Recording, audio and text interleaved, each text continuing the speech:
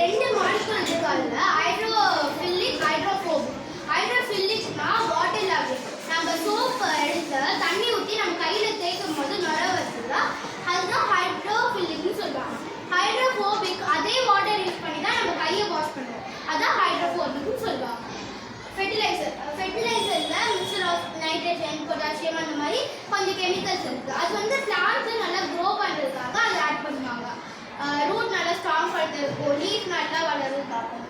மெடிசனில் active ingredients இருக்குது. ஒன்று வந்து ஆர்கானிக் இருக்குது, இன்னொன்று inorganic.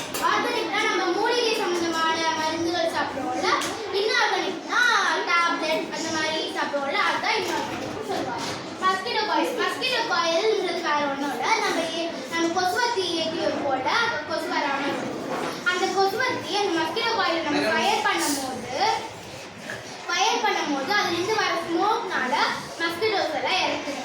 Hand wash similar to soap கிட்டத்தட்ட சோப் மாதிரி தான். அதில் ஆன்டிபயோட்டிக் ஏஜென்ட்ஸ் இருக்கனால நம்ம கையில் இருக்க ஜெம்ஸஸ் எல்லாம் இறக்குது. ஆன்டிசெப்டிக்